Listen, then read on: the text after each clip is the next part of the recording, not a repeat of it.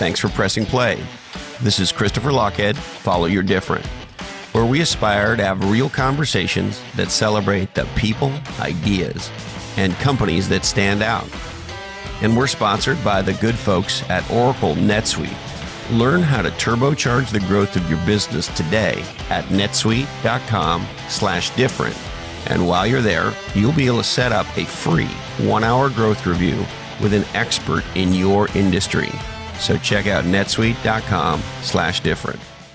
On this episode, we have an extraordinary conversation with 4-time New York Times bestselling author, podcaster, and speaker, the amazing Gretchen Rubin. The New York Times calls Gretchen, quote, the queen of the self-help memoir, and she's got a brand new book out called Outer Order, Inner Calm. We have a fun, insightful, playful conversation about how to be more happy in life, how to create powerful habits, why we need to be in tune with the negative power of envy, why we need to pay attention to the things we lie about, even if they're just little white lies, how we can be more generous with ourselves, and many more practical insights that you'll be able to put to work in your life right away. Go to lochhead.com to check out more on Gretchen, find out how you can pick up her new book, and get the key takeaways from this episode. Now, hey ho, let's go. So how are you, Gretchen? I'm very happy to be talking to you. I'm very happy to be talking to you. I love your work. Oh, well, thank you very much. I think would it be fair to say you're prolific? I think that would be fair to say. Yeah. You seem very busy. You seem like you have a lot to say and write. Yes, I do. I'm a writer. I'm writing all the time. A lot of things that nobody ever sees too.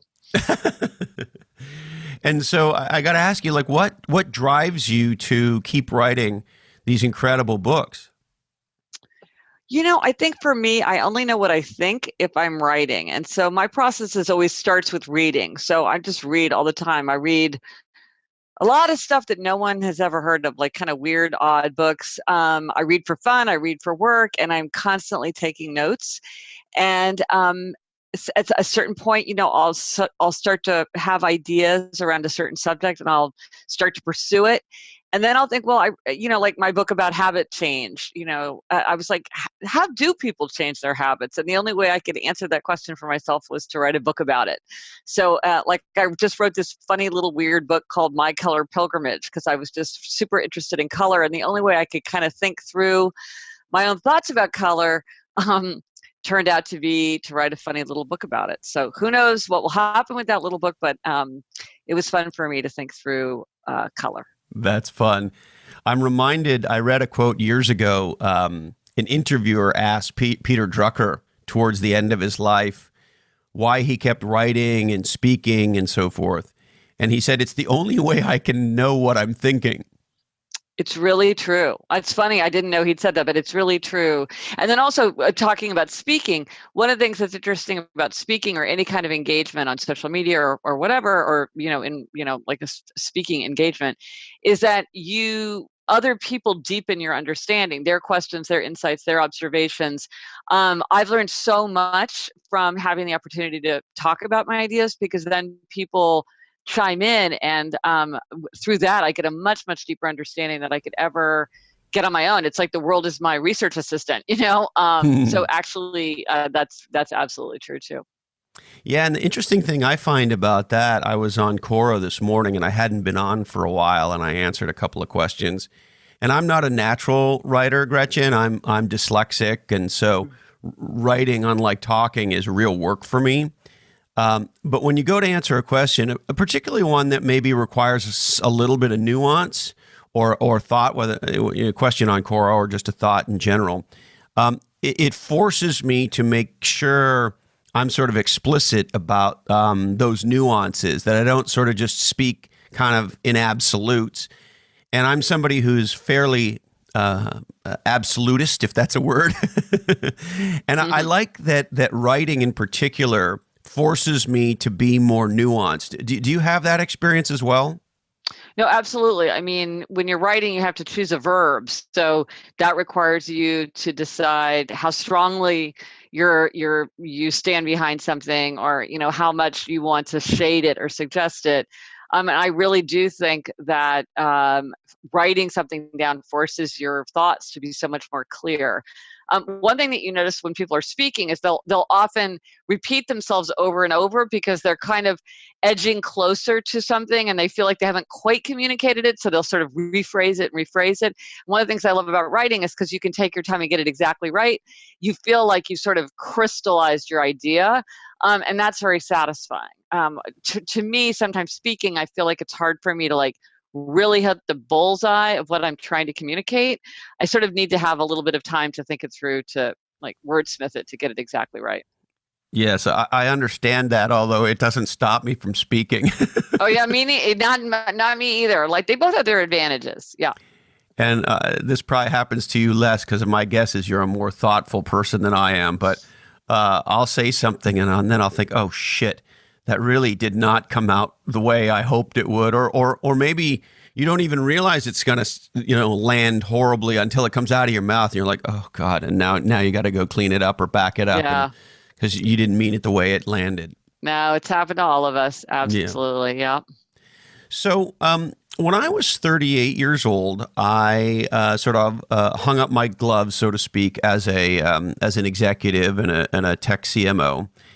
And I went into, what I think some people would call semi-retirement. I've been schooled that I shouldn't use the R word anymore, so I don't.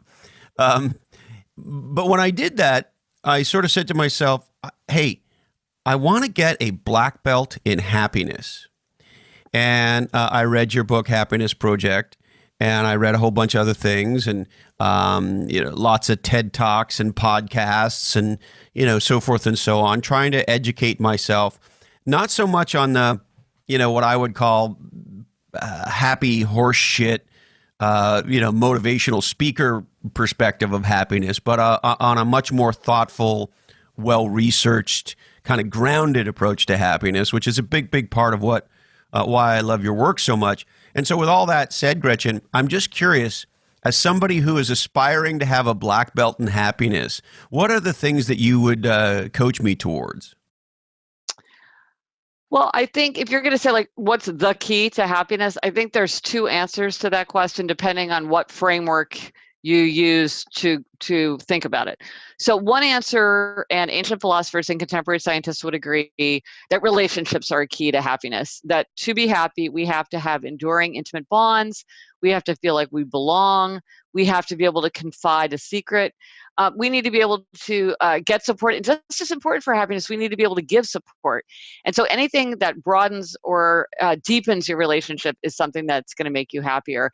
And when we look at people who say that they're happier, they tend to have more relationships. So having relationships is very, very important in a happy life. Now, you could also answer that question differently, because you could look at it from a very different vantage point, and you could say, well, the key to happiness is self-knowledge.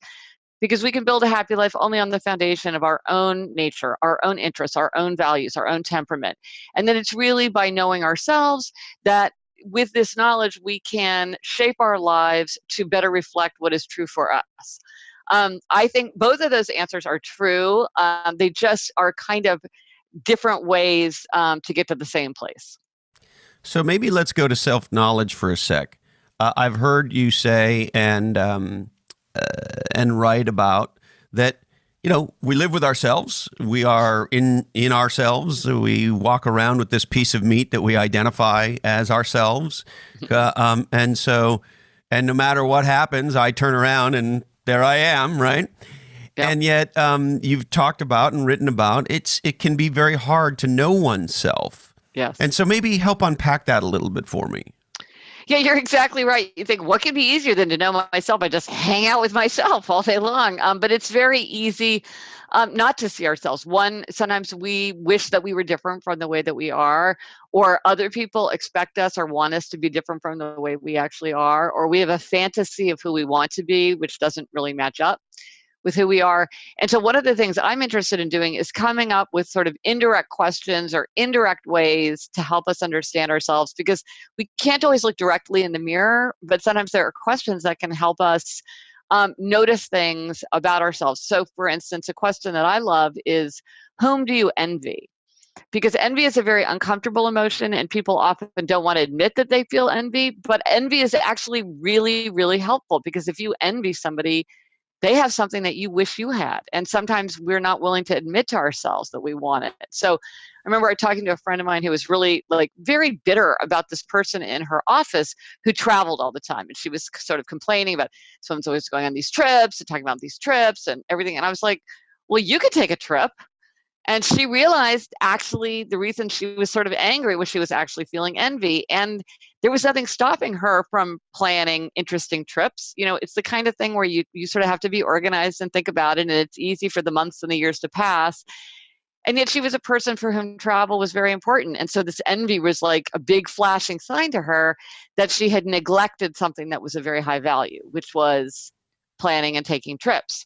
Another question that's really helpful is, what do you lie about? Because when we lie, often we are lying because what we do doesn't match up with what our value is. And that's really important information. So if you lie about how much TV you watch every day, or if you tell people that you go to bed at 10:30 when actually you go to bed at 1:30, you're a grown up, you can go to bed whenever you want. But the fact that you're not being truthful about it means that somehow you're not comfortable with what your real answer is. And that's a sign, hey, maybe I need to try to get my actions and my values into better harmony. It's funny. I was thinking, okay, so what do I lie about? And what are the things that other people lie about that I catch them in that are surprising? And I'll never forget, it sort of popped into my head the minute you said it. There was a CEO I used to work with, and I am 6 feet and 1/2 inch. That's how tall I am. No bullshit. Mm-hmm. So I know what 6 feet is because I'm 6 feet. Right. And I forget why, but somebody asked him how tall he was. And this guy was shorter than me by, I'm going to guess, at least 2 inches. And, there's nothing wrong with being 5'10" or plus or minus. And I had stood next to this guy before. I knew this guy. We worked on and off. And he looked this person in the eye and he said, 6 feet. Mm-hmm. And I went, wow, that guy. I almost said his name. I shouldn't, of course. But he just fucking lied about his height. Isn't that like, why would you lie about that? Who cares? You're 5'10". Maybe he's 5'10.5". Maybe he was 5'11" and I was wrong. But he definitely wasn't 6 feet. I'll tell you that. And I found that kind of fascinating. So that's a powerful question. Like, I think some of us lie about our, I know that I don't like it when I start feeling too overweight. I like to be under 200 pounds. And so I don't know that I would lie to somebody if they asked me how much I weighed and I knew I was over 200. I don't know that I would do that, but I definitely will lie to myself and put on a pair of pants that normally fit well and now are feeling a little snug, and I'll make up some bullshit in my head. Yeah. They must have shrunk with time. Yes. Or, the heat, they're smaller than they used to be. Yeah. No, I think there's all kinds of ways we deceive others. And of course, self-deception is the person we deceive the most is ourselves. So you're right. It's great to be on the lookout for when that's true.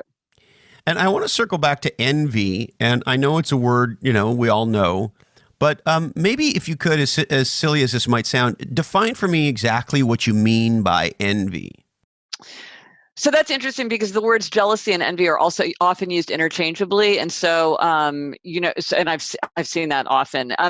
But I think one way to think about it is jealousy is when someone has something. Envy is when you want something that someone else has.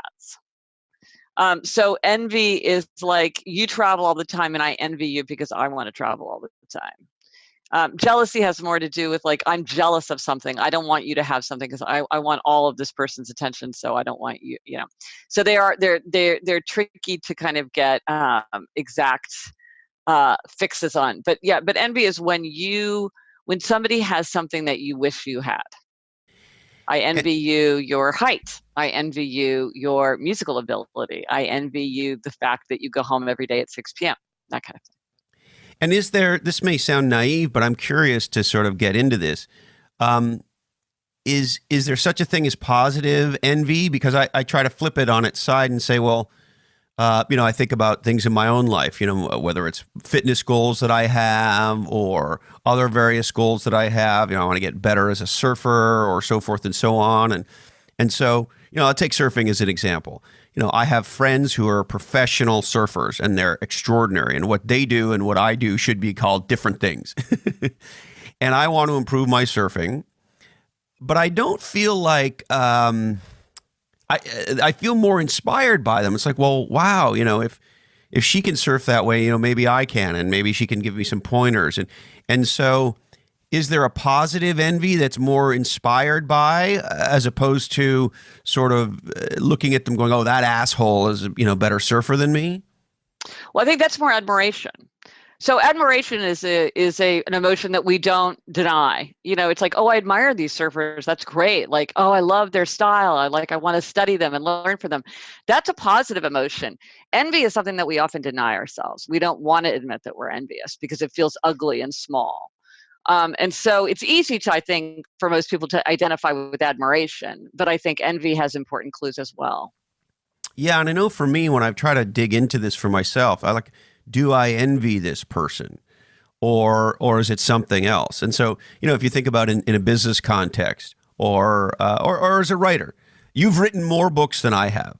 I've written 2, and you've written, how many have you written now, Gretchen, with your new one coming out?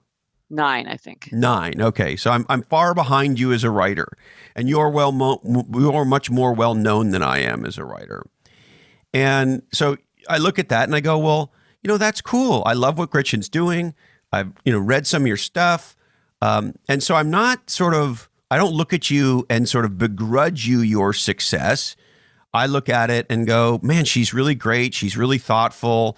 You have a great podcast that's hugely popular, and these are all things that I aspire to and I'm working towards. But I don't feel any negativity towards you because you've achieved those things, and yet there's a difference between the number of books you've written and the number of books I've written. And so how do you think about, envy versus whatever it is I'm trying to describe here? I think you're just making a different point. I mean, I'm just saying that when we're trying to understand ourselves, sometimes understanding painful emotions can have clues. You're describing an emotion that's not painful.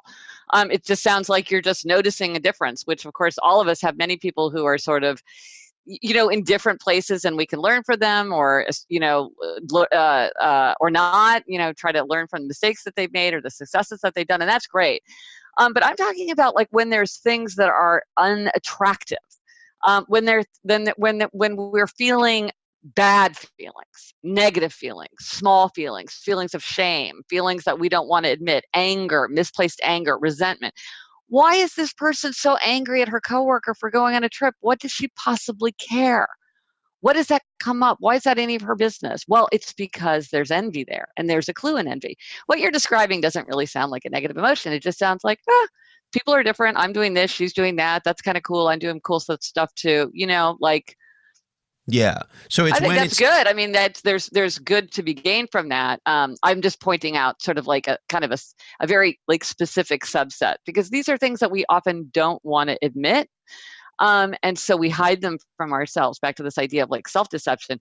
We hide them from ourselves, or we hide the reasons that we're feeling the way that we're feeling. She's super annoying because all she does is talk about her trips. Is she super annoying?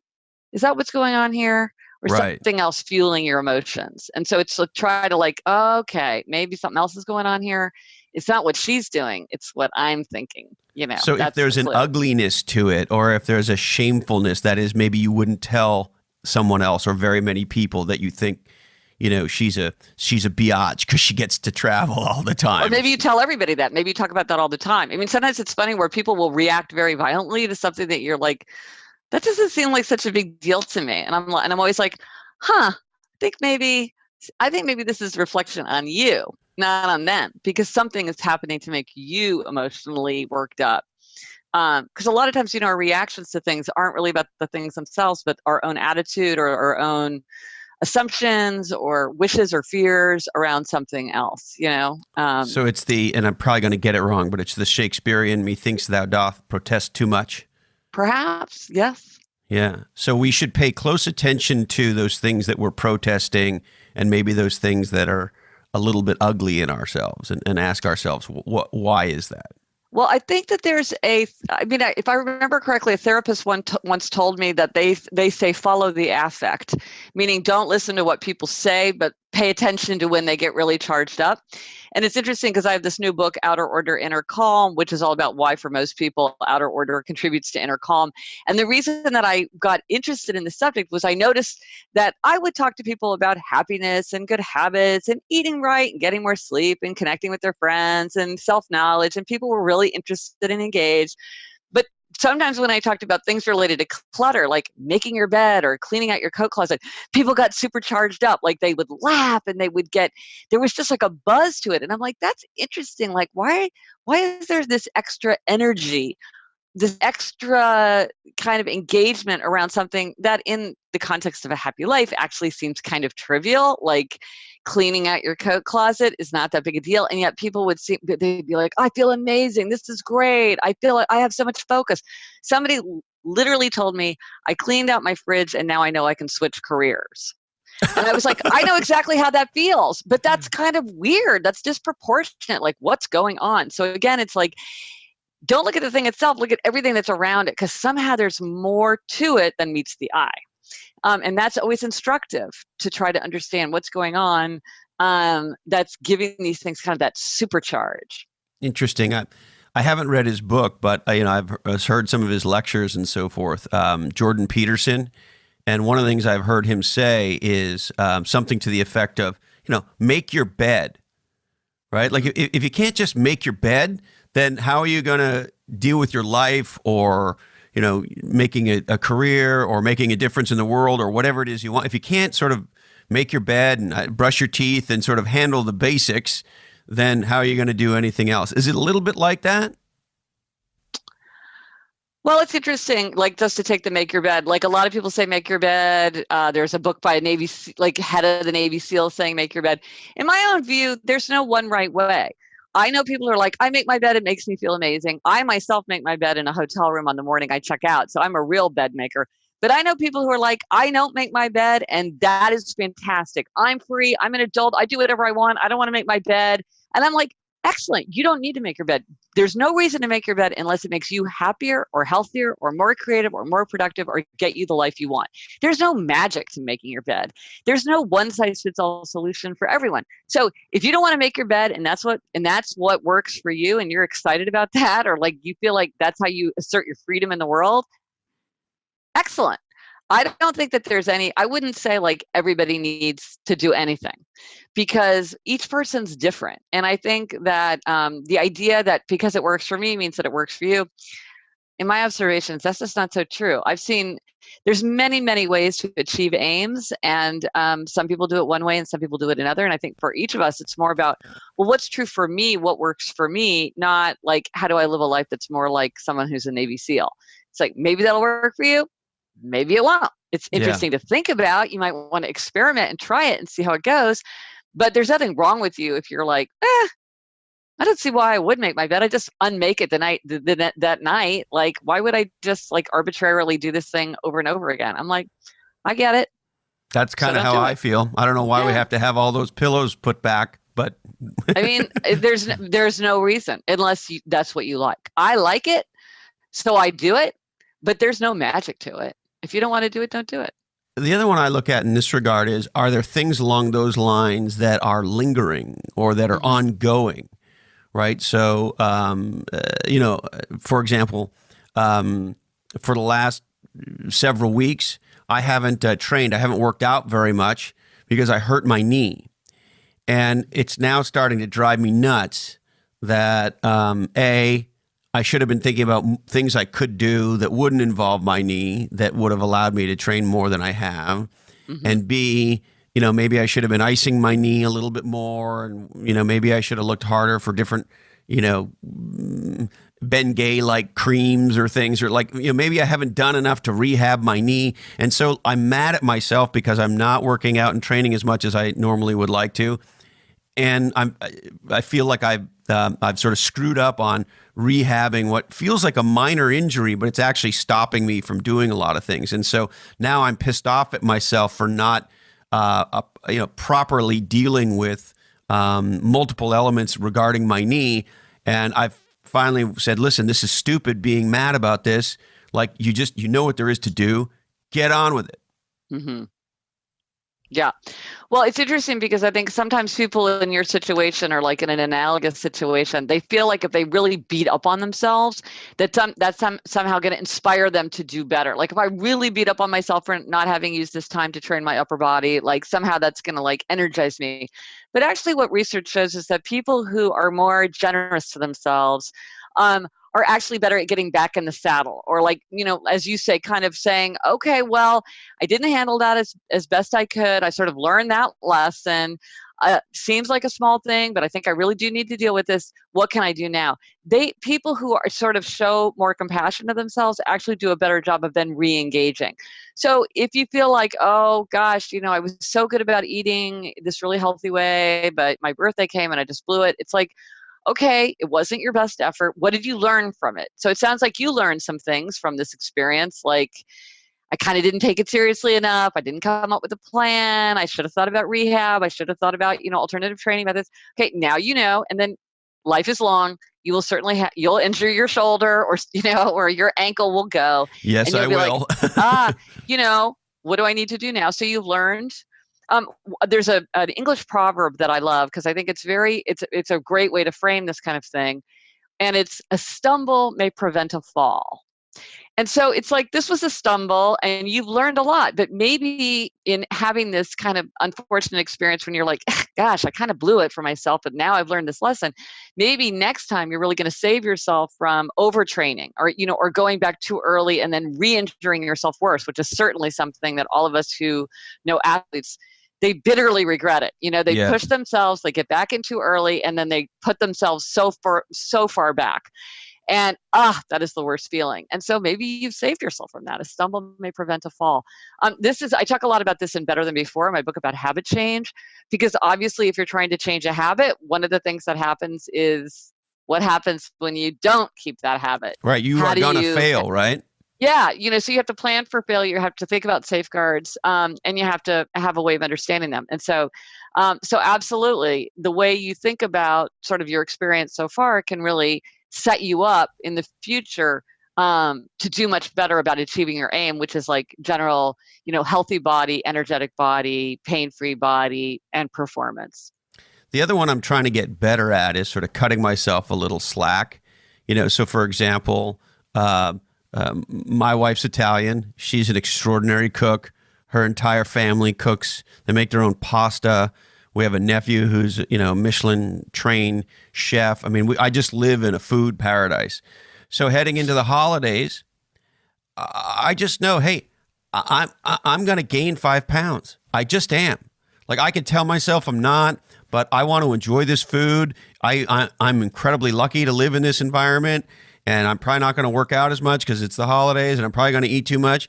And so I'm going to allow myself to gain that 5 pounds, and I make a deal with myself that says, and you're going to get on it and you're going to lose that 5 pounds pretty quickly because, I can drop 5 pounds in 2 weeks or less if I get focused on it, right? And so I'm not very good at that yet, but I'm trying to be a little bit more proactive in my thinking and allow myself some slack, and also say, and we'll reapply the discipline after this time period.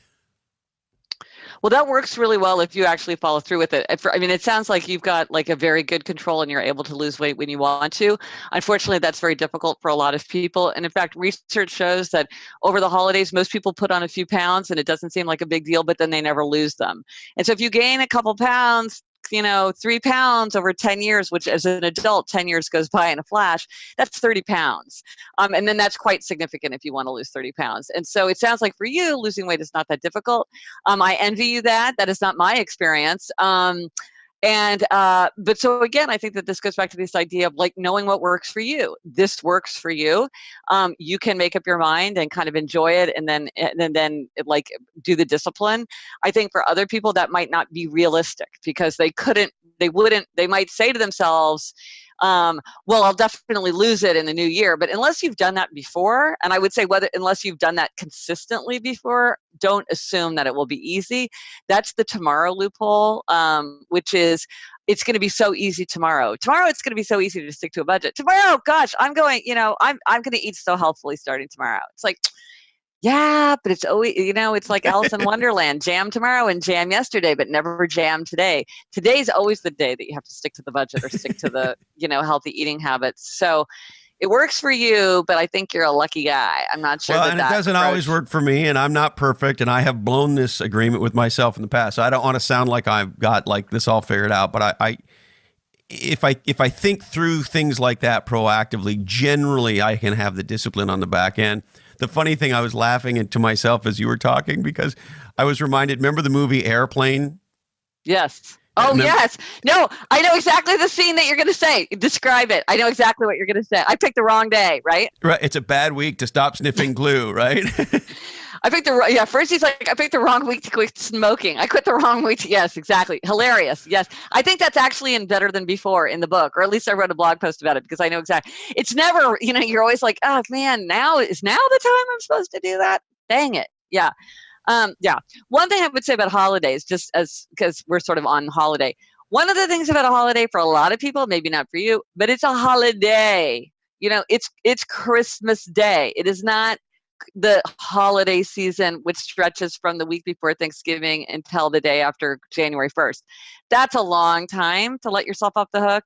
It's one thing to say, I'm going to have whatever I want for Christmas dinner, or like, I'm going to have so much fun on New Year's Eve. It's another thing to say like, hey, who could ask me to eat healthfully during the holiday season when there's all these like treats and wonderful things and festivity and parties around? I should be able to have everything I want. It's just a very different thing. So anyway, I get it way into this and Better Than Before because it's something that many people spend a lot of time thinking about, which is how to have the healthy habits that they want over the long term. The other one, and this is a little bit of a side note, but and maybe it's because I grew up in what you might call a modest environment, but when shit's free, it's really hard to have discipline, right? So like an open bar, right? It's like, well, the booze is free. They'll give me as much scotch as I want. Maybe you're at a wedding or whatever it is, or or a buffet. Like I can be terrible at a buffet because it's like, well, you got to get the most out of this buffet, and you paid for it, and so the second plate or the third plate is free, right? And so, or on an airplane, or those. So I don't know. There's a funny thing when it's like it's free. You can have as much of this as you want, and then for some reason that's connected to a Jerry Seinfeld routine in my head. Do you remember him talking about when you're a kid, your parents tell you can't ruin your appetite? And then when you're an adult, you realize you can ruin your appetite anytime you want, and there's another appetite coming next to it. And so there is this element of today they call it adulting, right? It's like, well, I'm a grown man. I can afford as much scotch as I want. I could drink a bottle of scotch a night if I wanted to. But it turns out that's a really bad idea. Yeah. No, and you're exactly right. Having things be free really messes with our heads. And if it's if it's everything you can have, like people have this need to kind of take advantage of it. So for instance, like if I'm in a hotel, often, because I travel all the time, often it's like you can have the buffet or you can order from the menu. I never get a buffet option because it's like if you get scrambled eggs and bacon, you get scrambled eggs and bacon. The buffet, it's like endless, and we also eat more when there are more choices. That's research shows. And so seeing a lot of choices is going to make you put more things on your plate. Again, about habits, it's like have the habit of not taking the little snack that they hand you in the airplane. Like just say to yourself, you know what? I don't need those shortbread cookies, or I don't need that pack of pretzels. I'm just going to always say no. One of the problems with habit is decision fatigue. Making a decision using our willpower is difficult, and that's why habits can help. So having the habit of like, I always say no on an airplane, or I bring my own food onto an airplane, Well, then that kind of relieves you from having to make a decision because you're like, oh, I never get the free food on an airplane. Now, I'm a person who eats very, very low carb. I really am one of those crazy low carb people that you read about. And one of the reasons I love eating low carb is that it removes so many decisions from me. Oh, there's free candy in this store. Do I eat it? No, because I don't eat carbs. Oh, there's free pretzels. Can I eat those? No, I don't eat carbs. Oh, it's my birthday. Do you want a piece of birthday cake? No, I don't, because I don't eat carbs. It's like a whole bunch of noise in my head just goes away. Because I don't eat sugar. I don't eat flour. I don't eat rice. I don't eat pasta. I'm with your wife in a food paradise, and I'm like, oh, I'm sorry, I don't eat pasta. Yeah. So for me, that's easy. That would not work for many people. I 100% understand that that is not how many people would want to go about their day. But for me, it's so freeing because I don't have to make all those decisions or think about them. And yet it can be tough. Like even on a plane, the flight attendant will come around with the freshly baked cookies. And I never eat that stuff because I know that if I let myself do that stuff, I'm going to be 5 million pounds really quickly. And so I say no, and they say, "Oh, you sure?" And it smells so good. And, there's this other thing about food that's interesting, which is in a lot of ways that food is an expression of love, an expression of contribution, and so forth. It can be very hard to say to somebody who's well-meaning, who's trying to do something nice for you, no, I don't want to eat that cookie.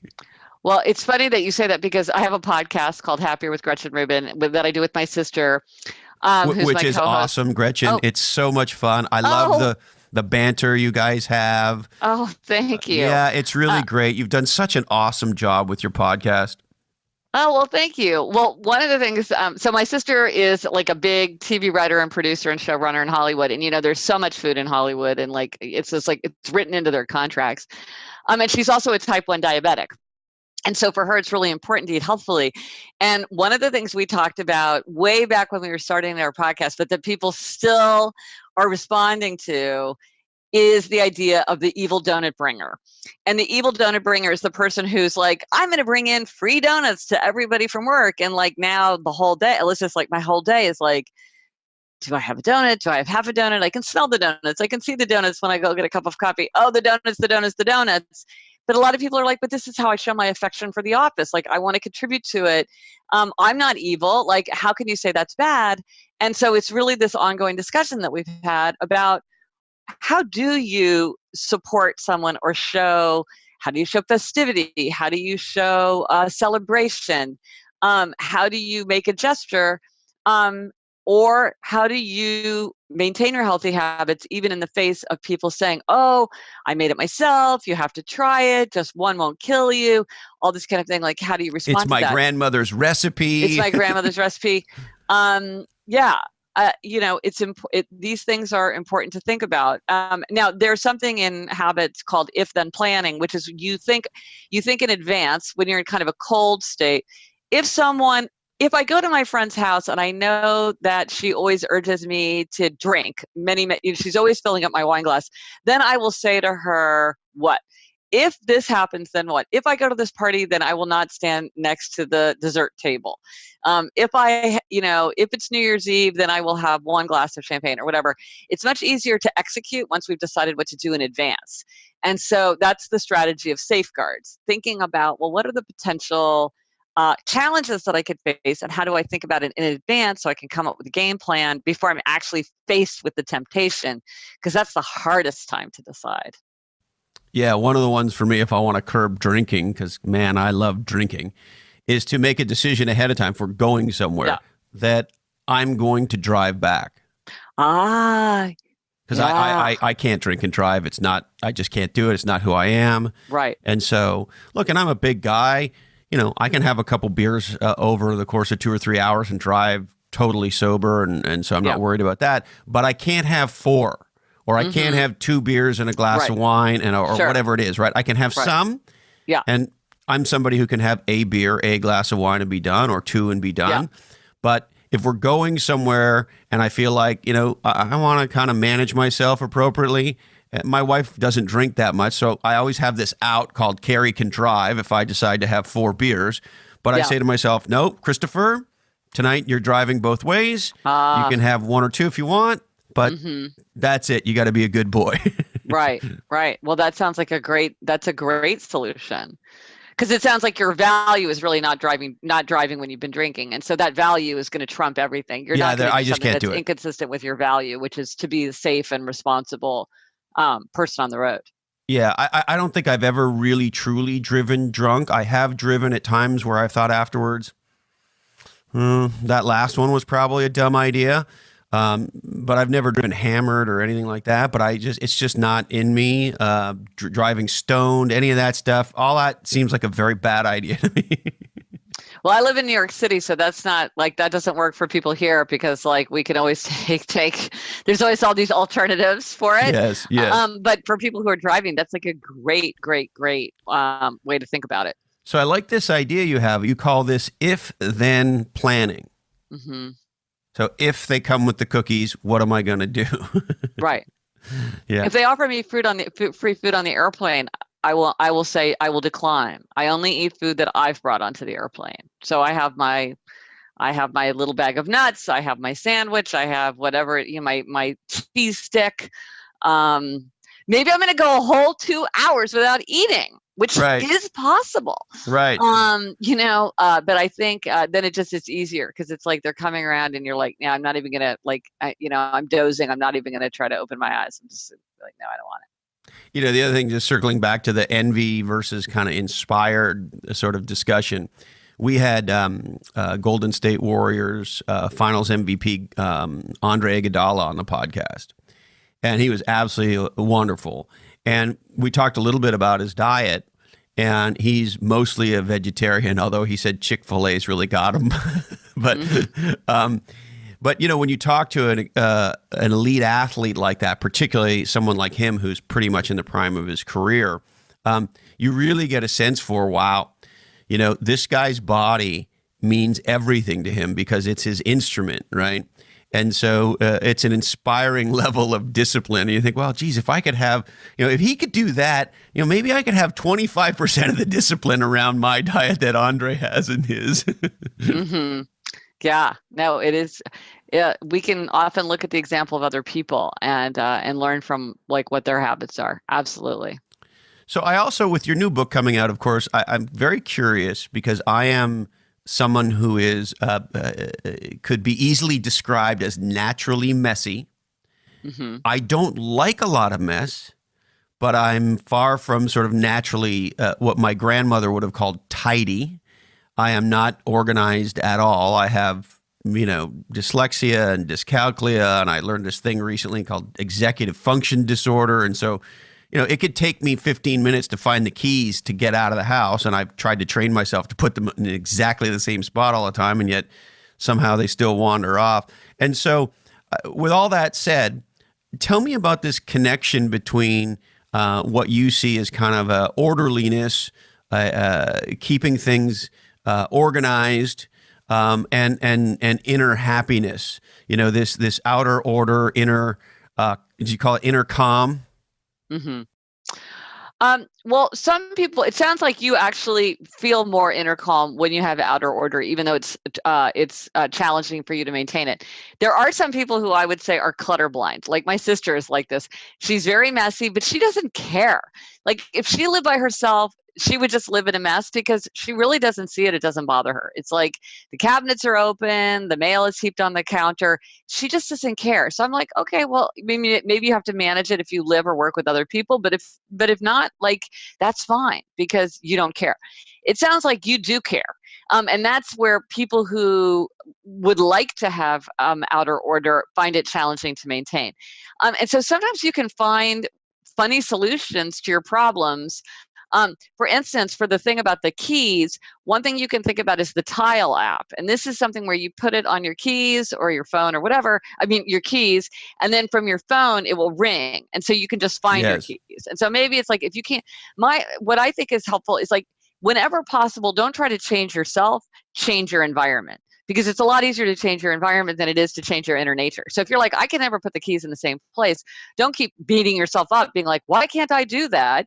Just say like, oh, there's this cool thing I can get. And for like not very much money, I can just slap this on everything in my house and I'll just like, it'll just ping and I'll find the keys in the refrigerator or wherever they are, wherever I happen to put them.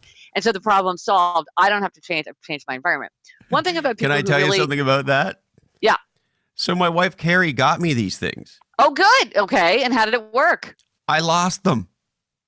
You lost your keys. No, I lost the fucking tile app. All the little tiles. I don't know where they are. She was going to help me set it up because I'm, not an organized person. Oh, and so you lost them before you even put them on your keys. Yes. And I almost wondered, was this some weird, deep-seated Freudian thing or something?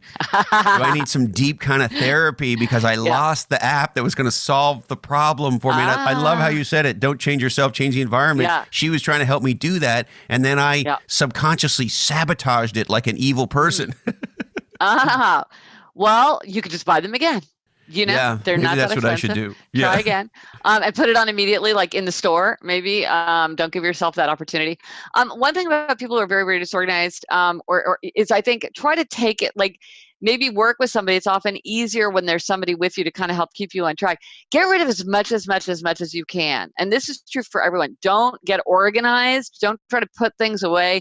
Get rid of as much as you can. If you don't use it, need it, or love it actively, toss it, recycle it, give it away.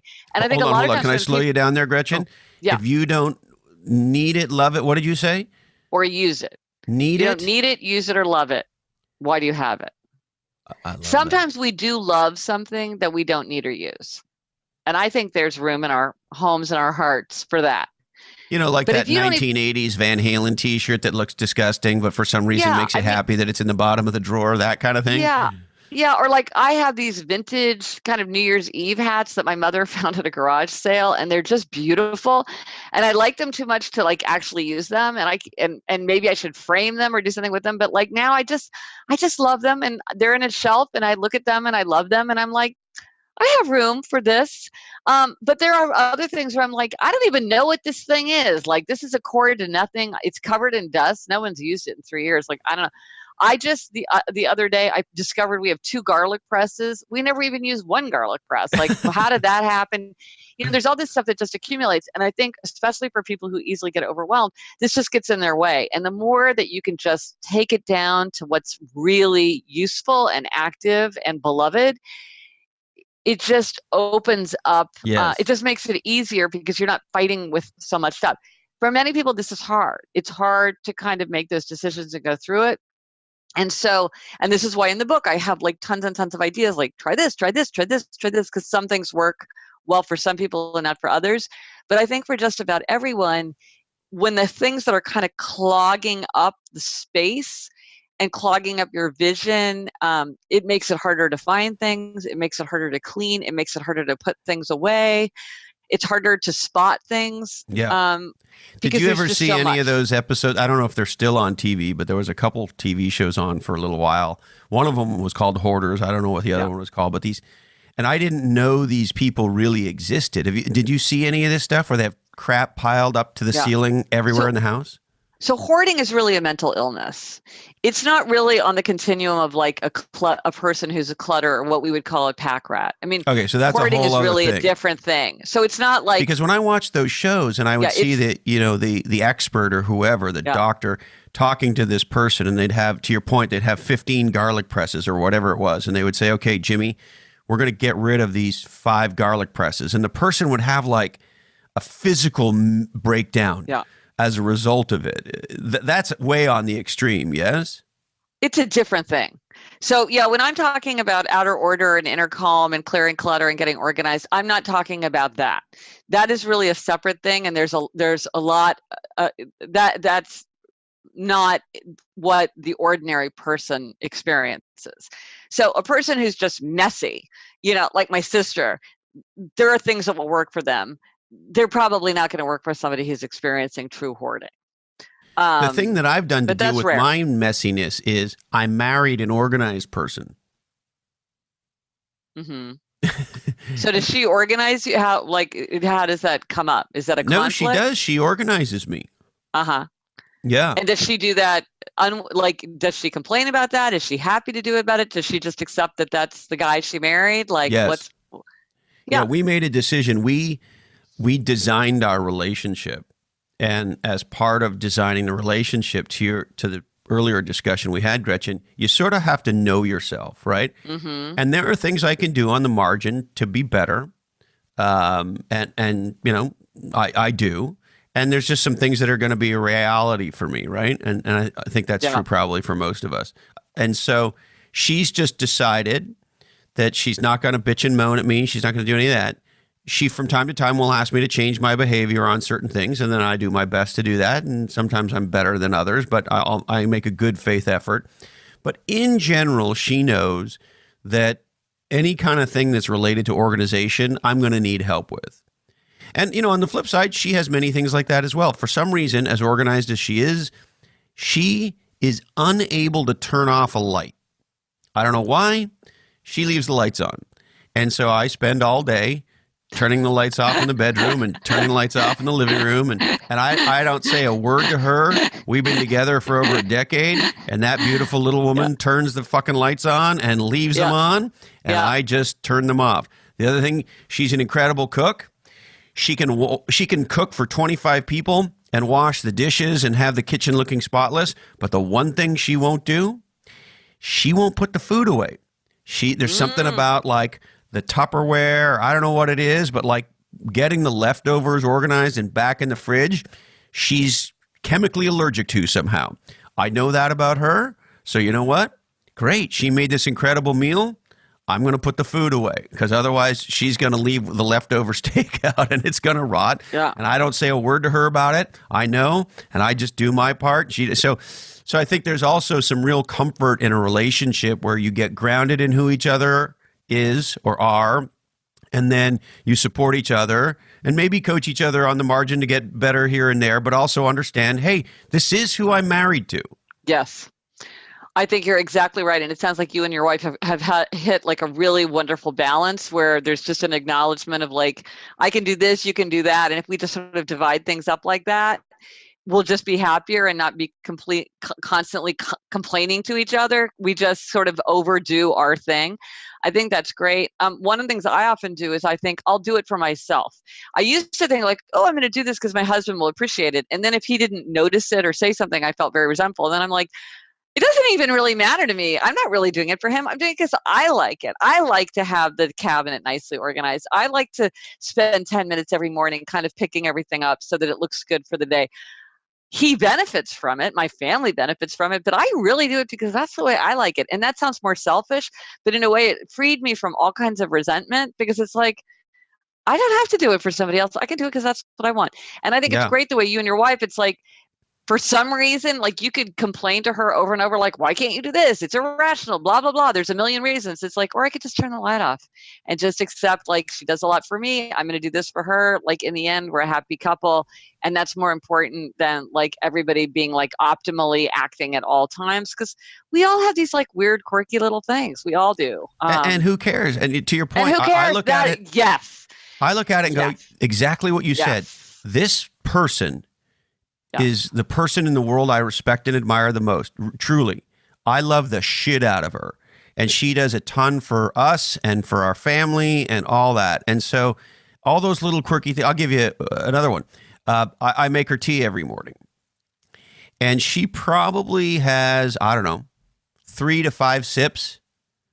Like at least 2/3 of the tea is not drunk every morning. And she has a tea at night as well. Same thing. She has 2 or 3 or 5 sips. I don't know, whatever it is. But most of that teacup is full.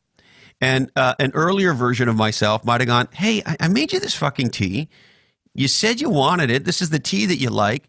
And you don't drink it. Like, why am I doing this? Well, I don't even have those thoughts anymore. I could give a shit. She likes to have 2 sips of tea and be done. Okay, so what? But it's funny how those little things we can get wrapped around the axle about. Yes, we absolutely can. Well, it's interesting, too, to your point, that in a couple, what really matters is that people feel like basically both people are pulling their weight, or doing their fair share. And it doesn't mean that both people are doing 50-50. And it doesn't mean that like there's like that what you're doing is as onerous as what I'm doing. And there's all different ways that couples divide up the work. But what's important for a relationship is that both people feel like they're contributing fairly. And so it could be that the cup of tea in the morning is a very important gesture of I'm paying attention to you and I'm trying to meet your needs. And that matters a lot to a person, that somebody is trying to like, I am making the effort. that's more important probably than the tea itself. And so you're like buying yourself a lot of goodwill. And then also, sometimes people are like, well, I do something where, like in my marriage, I do a lot of things that have to be done very consistently, like low level things that have to be done consistently. And my husband does a lot of things that kind of come up sporadically and have to be dealt with. This works great for me because the things that happen all the time, I have a whole habit, I have a whole system, I just do it. I don't want to deal with the things that come up like every once in a while, like kind of the one-off things. My husband, he is not good with let's pay the bills on time, like week after week after week. But like something comes up, he'll manage it. And so it works very well for us in kind of our temperaments and like the kind of things that we like to do. And so it works really well because I don't like to do the kind of things that he does, and he doesn't like to do the kind of things I do. And instead of like trying to make it like 50-50, we just say, I'll do this kind of thing, you do that kind of thing. And like who spends more time over the course of a year doesn't really matter to us because we're each doing the kind of thing that we would rather do. And so the interesting thing about this for me is, for the most part with people I love in my life, I'm not keeping some kind of a scorecard in my head. Oh, that's yes. That's so important. I am a scorekeeper. I have to fight that impulse all the time. Well, and sometimes I do too, particularly if you feel like you're doing more over some period of time than the other. Yep. So how do you grapple with the scorecard in your head, particularly with work colleagues that you admire and respect and are close to, or your husband or your sister or other people that you love, where that natural tendency over time, you're like, well, shit, I've done all these things for you for the last few months, and where have you been? Well, there's two things about that. One is, this is a real fault of mine. I have 12 personal commandments, and one of mine is no calculation. And this is inspired by my spiritual master, Saint Therese of Lisieux, which I'm not even Catholic, but nevertheless, Saint Therese is my spiritual master. And Saint Therese wrote, when one loves, one does not calculate. And so I constantly remind myself, no calculation. I don't want to say, well, you took a nap, so I get to do this, or I did this, so you do that. Try to get out of that calculation because it really is kind of like an affection killer, and but I am a bean counter, so I have to think about that all the time. Here's another thing to think about. So there's no calculation, but then there's also unconscious overclaiming. This is a phrase I love. So unconscious overclaiming is the psychological phenomenon that if people are working together, either in a relationship or, like, as you say, in a work team, people overestimate their contribution relative to other people. So if you say to a couple, how much work do you do as a couple? It will add up to like 134%. Because both people overestimate how much they're contributing. And in a work group, it will end up more than 100%. And this is for a couple of reasons. One is we're more aware of what we do than what other people do, because we just know what we did. We forget, like, oh yeah, I forgot how you take out the trash every night or whatever. And also we tend to do the things we think are more important. So it's like, well, I think, like, my husband's really, really interested in air conditioning. Like, this is a guy who's like, this is like his most important thing during the summer is like, what is the state of the air conditioning? The air conditioning. Air conditioning. He's all about the air conditioner. I'm one of these people who's always cold. So like if the air conditioning went out, like I wouldn't care. And so the fact that he's like getting the air conditioning things filtered and getting the guy to come right away and all this, I'm like, okay, I don't really care. To him, it's really important. To me, I'm like, yeah, no, I wouldn't rate that as high. I do holiday cards. I think holiday cards are really important. My husband's like, oh, it's nice that you do holiday cards, but he doesn't really want to, he doesn't really care. So it's, again, like, you think you're doing more than you're doing, and you think what you're doing is more important because you do the things that you think are more important. So it's easy to see how when there's shared work, it does become complicated. Yeah. And then also there are people who do things and you're like, well, if you make coffee every morning, I assume you just want to make the coffee. And it's like, oh no, I feel like this is my contribution to the work group, is that I'm the one who comes in and makes coffee.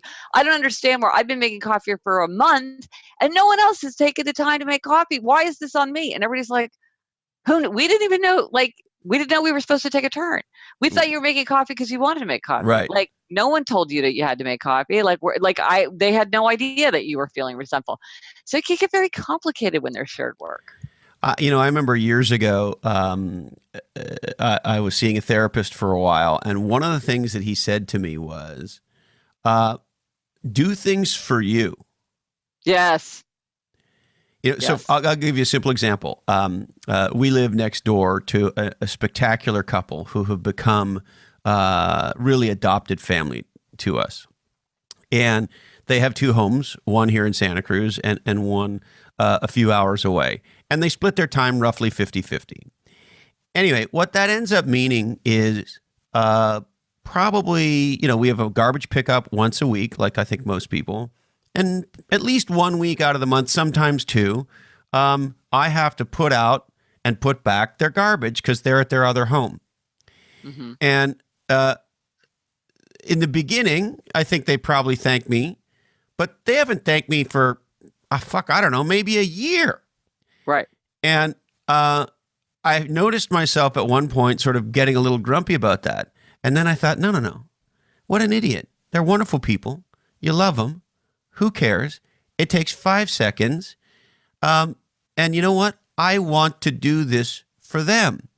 And we happen to know the vast majority of our neighbors. And so what's happened for me in this regard, Gretchen, is I've done a 180. Not only do I put out and put back their garbage bins, but when the neighbors across the street who live here full time, and they're a wonderful couple, if I notice that their bins are still out and I'm going to put our bins in, I put their bins in. I don't even know if they know I do it. I've never talked to them about it. I've been doing it for a year.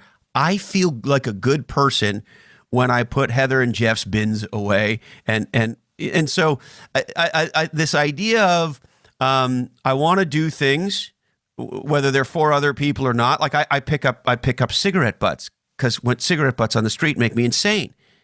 I don't get a prize for that. The Nobel folks aren't calling or, it just, I don't like that garbage on the street and I pick it up and throw it out. Right. And so I guess my point is it's an interesting thing when we sort of free ourselves up from this scorekeeping and we say, I love where we live. I love the environment. I love our neighbors. And I want to do some nice things from time to time. And I'm just going to fucking do them. And I don't care who notices. Absolutely. Absolutely. I agree. And I'm afraid I need to go. Yes. Well, I could talk to you forever. You're awesome. Anything else before we wrap, Gretchen? No, I'm so happy to have had the chance. I know. I feel like we could talk all day. It's so fun to talk to you. Well, I think you're fantastic. I'm stoked about your new book. I'd love to have you back at some point in the future when you think it's a good time for you. And please keep writing and podcasting and doing all the awesome things that you do. Oh, well, thank you so much. Thank you, my friend. Thanks. Bye-bye.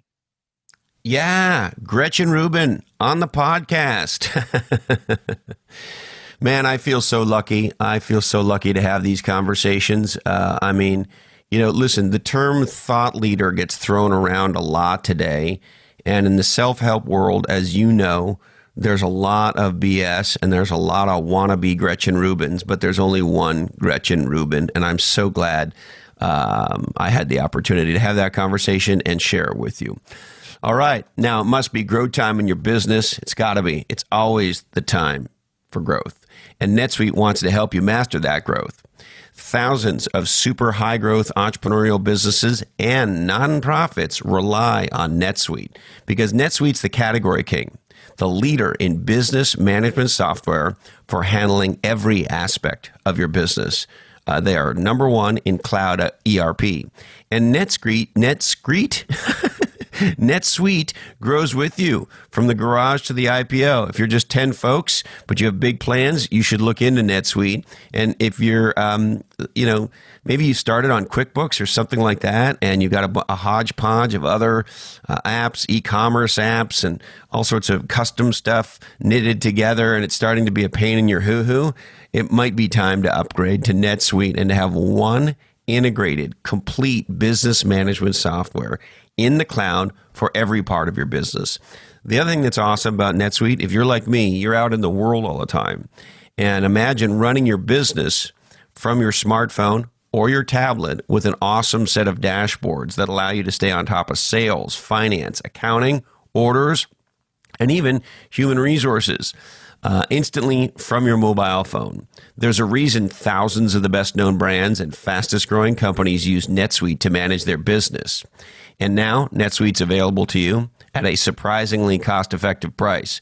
So as a listener to this podcast, check out netsuite.com/different. And there you'll be able to set up a free 1-hour growth review with an expert in your industry.